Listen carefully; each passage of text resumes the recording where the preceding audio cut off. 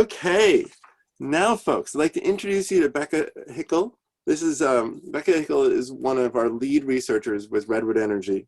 So she has her undergraduate degree, bachelor's in environmental science from Humboldt State University. She is presenting on low carbon construction, which is a really important thing. She'll explain why, but there's so much pollution that goes into the cement making right now. Okay, so she has assisted in many Redwood Energy projects, including conducting a fantastic study of high efficiency cookware, which got us lots of personal correspondence at the Amory Lovins of Rocky Mountain Institute, which was a wish fulfillment experience for me. So, Becca, are you there? I'm here, Sean. And can you show your screen? Yep, share it right now.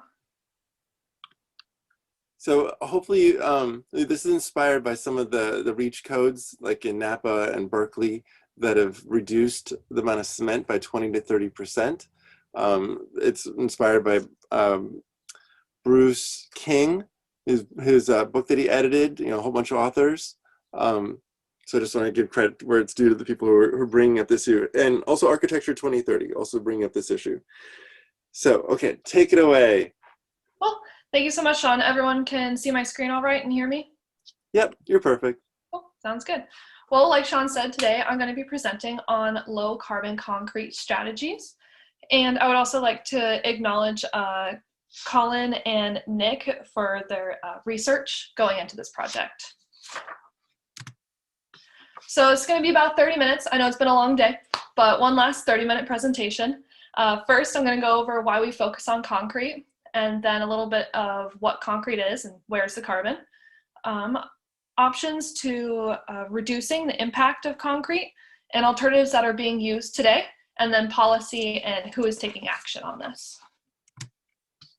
So first, global CO2 emissions by sector. This is part of why we're focusing on this, because 23% of all global emissions comes from just the 3 highest impact building infrastructure materials, and the highest of which is concrete at 11%. So concrete is everywhere. Today, second only to water, concrete is the most consumed material on Earth. So if you divide out new concrete production for each person, it comes out to about 3 tons worth per person per year. So that's 7.8 billion people, each with 3 elephants worth of concrete. So being the most widely used construction material in the world, it's responsible for 6 to 10% of our global anthropogenic carbon dioxide emissions. So now just a little about what concrete is. Basically, concrete is artificial rock. The exact mixes of concrete vary depending on the performance required, but in general, it consists of a coarse aggregate, which is gravel right here, fine aggregates, usually sand, a binder, which is the cement, and then water to activate that binder. Then a little bit of air gets in there too. It's really just sand and gravel glued together to make a shapeable material. And cement, as we can see on the left-hand side, only accounts for 10% of the mass, but actually accounts for almost 80% of the carbon emissions of the concrete. So I'll explain a little bit about why this is in a moment. Real quick, this helped me out a bunch when I was first getting into learning about concrete. So cement is like flour, concrete is like bread. It's the base for the mixture. So going over how we make concrete. First, we're taking usually limestone, mining that raw material, and then putting that into the cement manufacturing. I'm gonna go really into detail on that step on the next slide, but basically you're heating this up to create clinker, which is ground into a powder, which is then our cement we take to the mixing plant, and that is our cement, air, water, concrete aggregate mix. Then you transport it, you use it, and it goes through its end of life cycle. Now there are many ways to reduce CO2 emissions of concrete all throughout its life cycle. So when assessing concrete's environmental impact, a full life cycle perspective is most appropriate. But what I'm going to be focusing on today is the cement manufacturing and concrete mixing, which are steps 1 and 2, which is where most of the CO2 is coming from. So the cement is that 70%, almost 80% super carbon intensive, and this is why. So we take that limestone and you're putting it into a kiln, and about 40 to 50% of the CO2 just comes from the fuel combustion itself. You have to get the heat up to about 1500 degrees Celsius, and the burning of fossil fuels is the industry's standard for getting to these temperatures. And then the other half also comes from the chemical reaction that happens when you bake limestone. So the calcium carbonate releases a molecule of carbon dioxide that was originally trapped in the limestone to then give you that lime clinker that we would turn into our cement.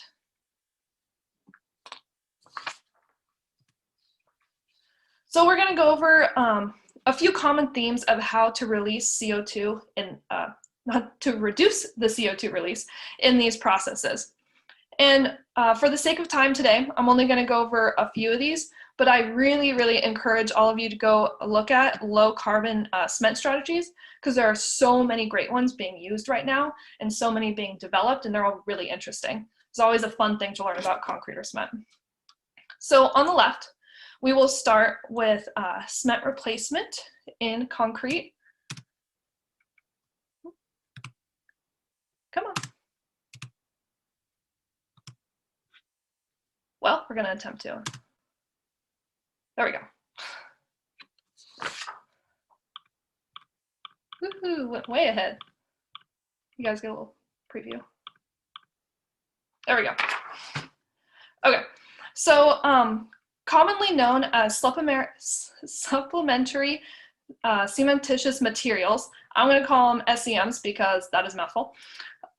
And these are supplements for reducing the volume of concrete, and they help harden the concrete through hydraulic and pozzolanic activity.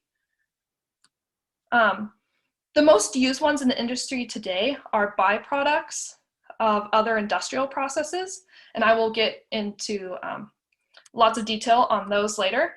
But I did want to mention something fun, new innovative technology that is growing quickly. A new cement supplement that has started to gain some attention and actually being used is ground eggshells where it's available. So a study done in 2018 replaced ordinary Portland cement with dried eggshells, and the results were pretty remarkable. The water-cured eggshell concrete greatly improved the compressive and flexural strength of the concrete, up to 51 to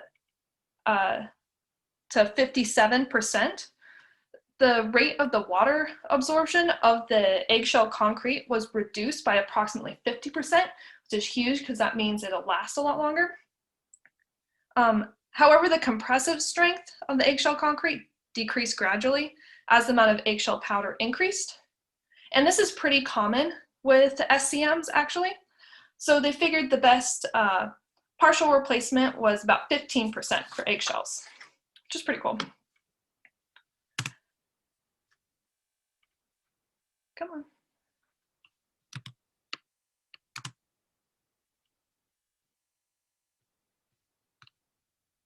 Okay.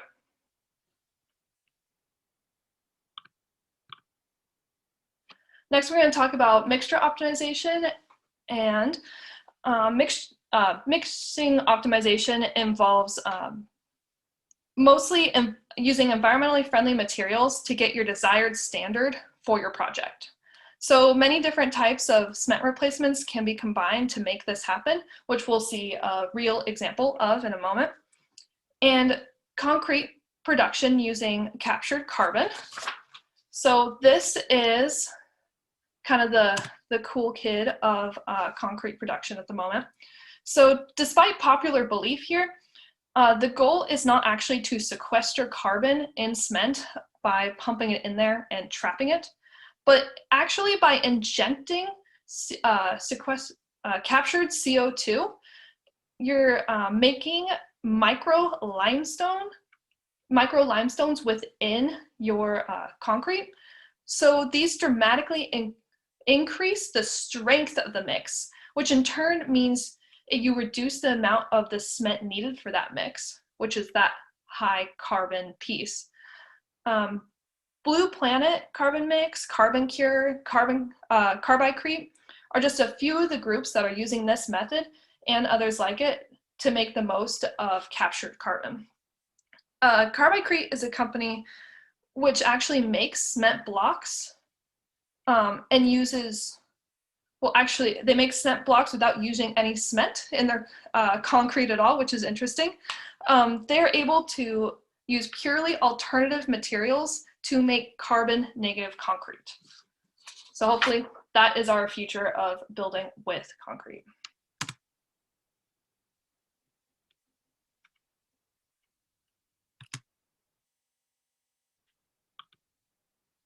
Sorry guys, I don't know why it is not wanting to go. Okay, there we go. So again, common themes of how to reduce CO2. We have on our cement side, energy efficiency. So having energy efficient plants, which many cement manufacturers have actually already done. No one likes burning as more fossil fuels than you need to, especially if it's way more cost effective to be energy efficient.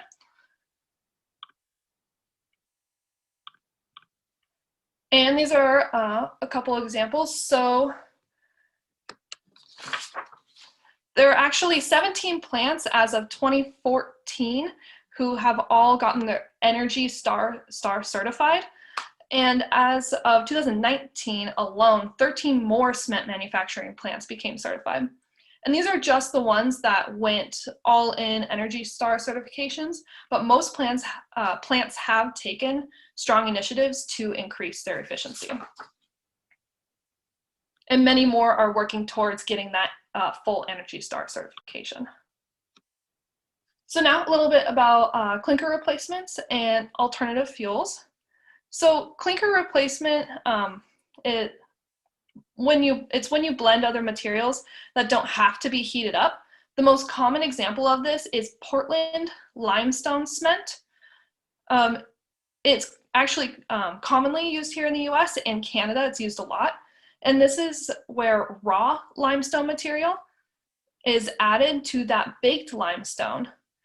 And this basically keeps the same properties while using less of that super carbon intensive baked cement. And then alternatives, such we usually use waste materials here in the US, including tires is a super common one.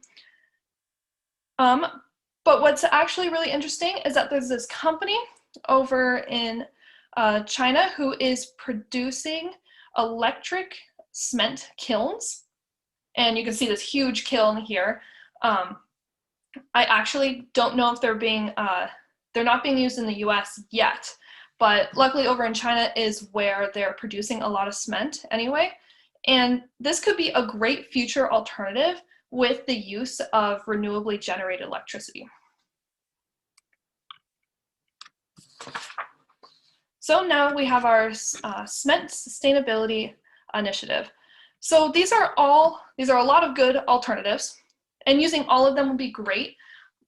But to find a good place to start, a study was done by the Cement Sustainability Initiative, which is a group of world cement producers that did an analysis of where the emission reductions needed to happen to meet our 2°C scenario. They found that really the places that need the most attention is carbon capture and carbon cure, and the reduction for the clinker to cement ratio, which an example is like our Portland limestone cement, or using our CSMs. Yeah. Now, what's great about this is that we have the technology to do these, and they're on the market today, and some groups already are doing them. And I'll go over a few of those in a moment.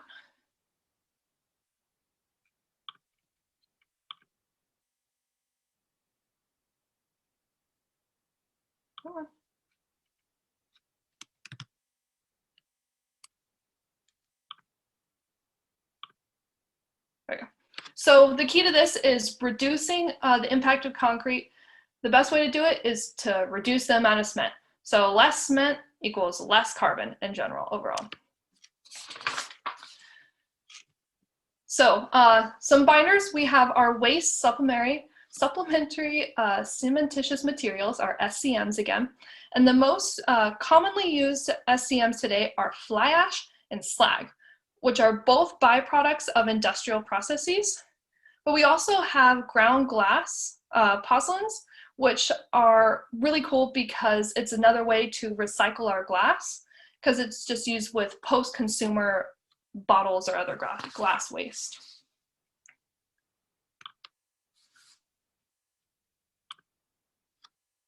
So some pros and cons of our most common SCMs.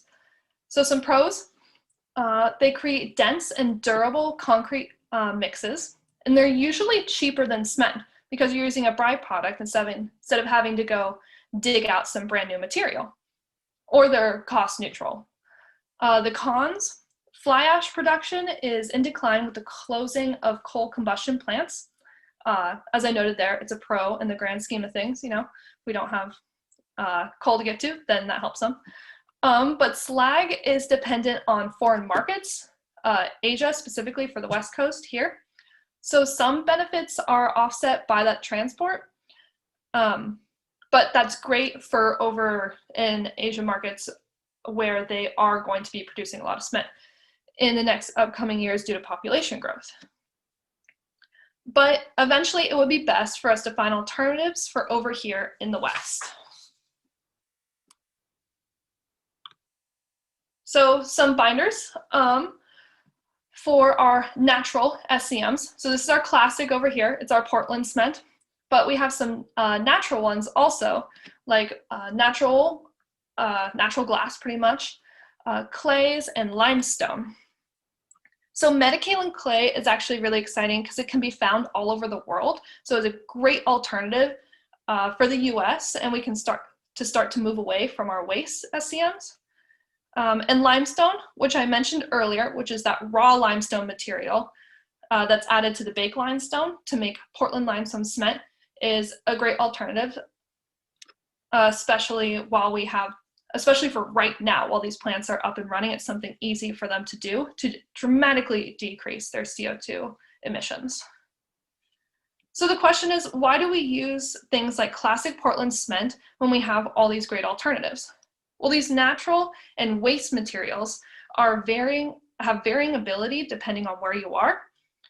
That's why manufacturers really like Portland cement, because it can be created in a very consistent way that has been used and tested in all sorts of situations. So one of the great barriers to getting more environmentally friendly cement is risk aversion. Sometimes costs, it comes out as an issue, but usually they're the same or even cheaper to use some of these alternatives, so it's mostly risk. But governments adding local protocols and standards has helped reduce this risk and increase the use of some of these alternatives. So now I'm going to get into some incentives and codes. So our low concrete code initiatives, a couple of these are from California, but I added in a couple from our fellow neighbors to the north and a couple from over on the East Coast.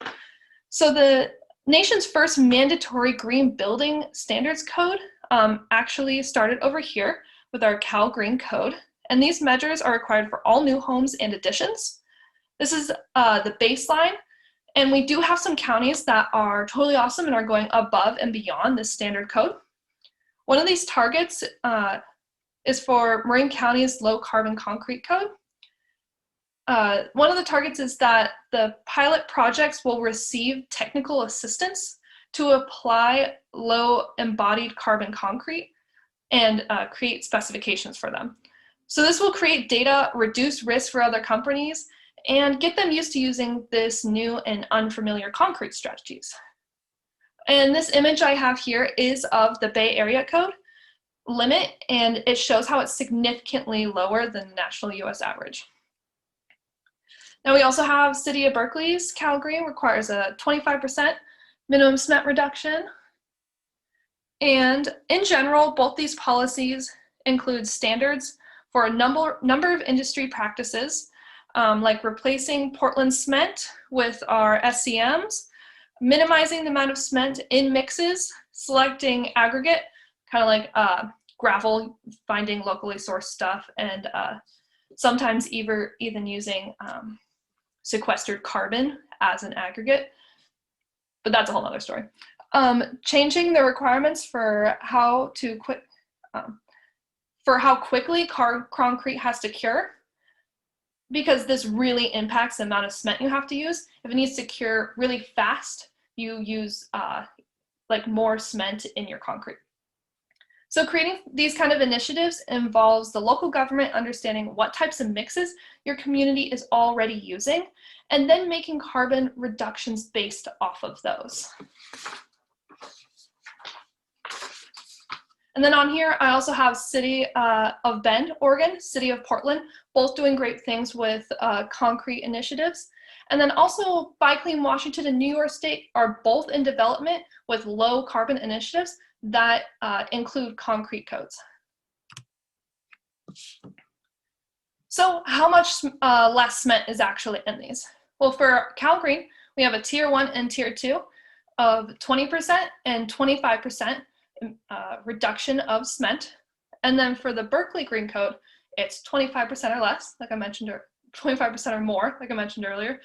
And then we have our Green Point rated program, which is a third-party certification that if the developer meets the amount of requirements, it gets this cert.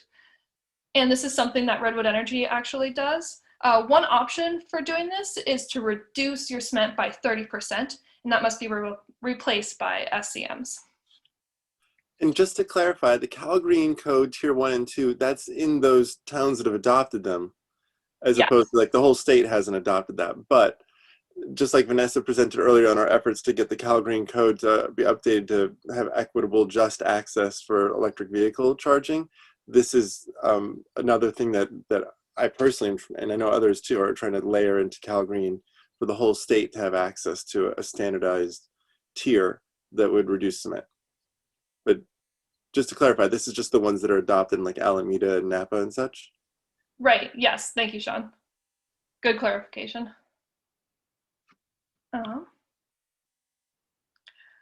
So yeah, to create these codes and how they become develop and grow is demonstrated really well in this case study, Portland, the city this time, not the cement. And it's demonstrated in this sidewalk study that was done by them. And what they did was by helping local companies to become familiar with these materials and creating a database that works is a huge part of getting the industry to use these alternatives and feel comfortable using them. So Portland is a great example of a city that is taking initiative to reduce its infrastructure's carbon footprint. The goal of this whole study was to understand how the mixes perform, both in terms of technical requirements and its workability. Overall, the project involved testing 5 different sites that involved pouring 100% cement mix on one side of the walk ramp, and then a low carbon mix, and they were using a slag, 30 to 50% mix on the other side, so you could compare them. And the results show that the slag mix had a much lower global warming potential than the 100% mix, as we know. And overall, the low carbon mixes totally met the city's concrete performance specifications. And importantly, they were well received by the concrete finishers. They were cost neutral or less expensive than the standard. Also, all sites performed super well in the post-project visual inspections, so they also looked good, while reducing the footprint of an average sidewalk by 23 to 34%. So this over here is just showing that disparity between the cement mixes and the slag mixes.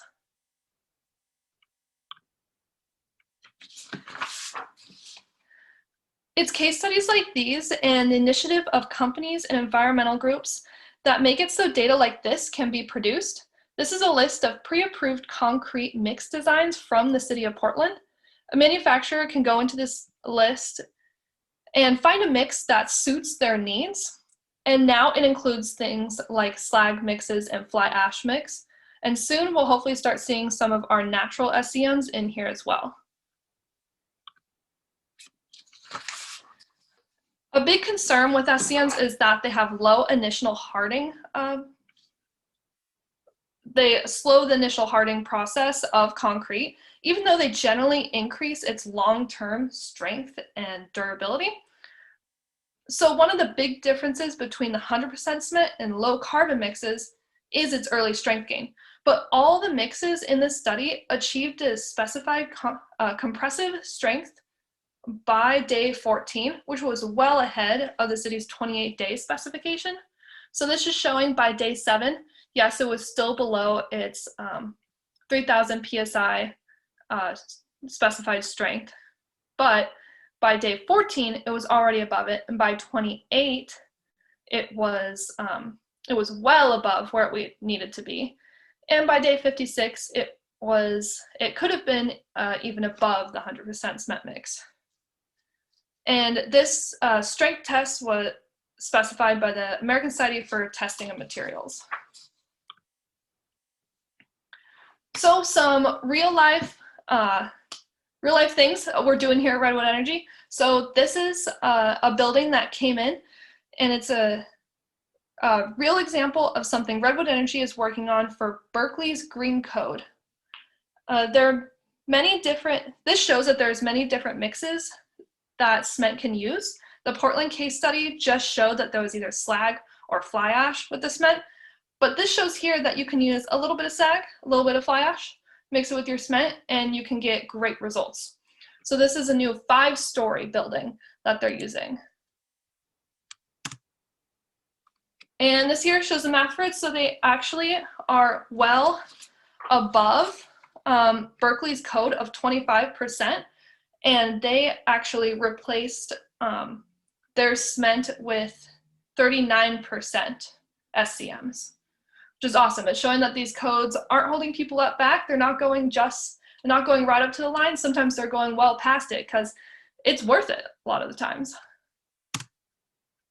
And just for the visual, this is what the building is going to look like with their 38.7 reduced cement mix. Oops. So some key takeaways, we're coming to the end here.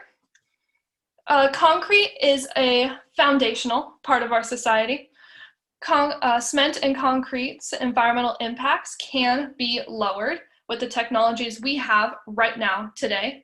And policies, especially local ones, are fundamental to the use of these products.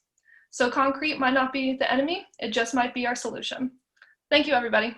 Woo! Yay! I want to give you like a most innovative presentation of the day award. Thank you. You like my elephants?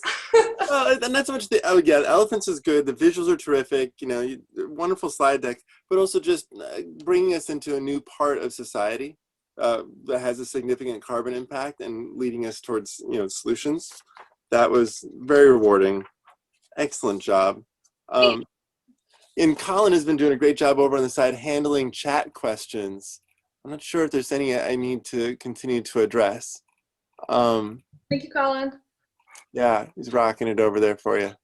Definitely a group effort. I think that I could share, Michael Hicks wrote that he saw an added cost for fly ash of $67 per cubic yard, and it says, only for lead compliance, $67 per cubic yard, which I'm not sure if that's more or less or little or not. It depends on where you are, actually, but. Sarah Moscatello said she had no idea. Super interesting. Thanks for the great info. Nick Brown wants to know, is there a list of ready mix producers who can produce these lower GHG concrete products?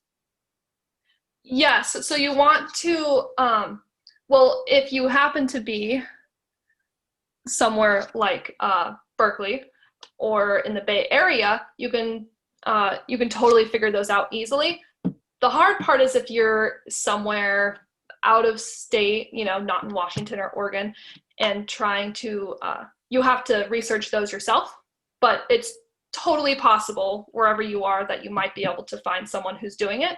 So that's a That's another key takeaway here is the fact that these are round, and you just have to go out and find them. They're there.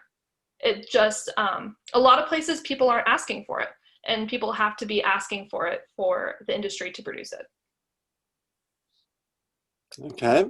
Colin helped out with an answer saying that Portland cement is $119 to $147 per cubic yard. Alice Sung would like to know if these concrete alternatives, these new mixes have been accepted for structural compliance, for strength, for use in public schools. Wait, whether they've been used in public schools? If they're accepted for structural compliance. Have they gone through the appropriate regulatory approvals? Yes. Yeah. So especially if they're in those lists, like the one in Portland, those have all gone through structural approvals. And the one that was going through Redwood Energy right now, yep, that's totally gone through structural approval. So they're commonly used. They're not a super new idea, and you probably see them around more often than you think when you're looking around at concrete and cement. Great. The question is, great presentation on this important topic. Will this be used on structural applications or just flat work? So that's a great question. So theoretically, we should totally be able to use any of this concrete or cement that's using SCMs, even in structural places. Like even on high-rise buildings, theoretically, you should be able to use it. The problem is more economical than like chemical or the chemistry aspect of it. It's just because it takes longer, and most people who are making these larger buildings don't want to wait longer. So that is still something that needs to be figured out. So theoretically, yes, but it's time sensitive. Gotcha. Yeah. It's a good point. When I've asked my brother, he builds like 40, 50-story buildings in New York City, and I've be like, if you just slow down, you can use less cement. He's like, slow down. I have to like build on this thing the next day. I can't wait 3 weeks. I was like, oh, I didn't think of that. Yeah. But, there are some, like especially injecting the carbon and making those little limestone bits. That one can go a lot faster, but it's just a little bit more expensive. So once carbon injection gets figured out and gets cheaper, that might be a way to solve it.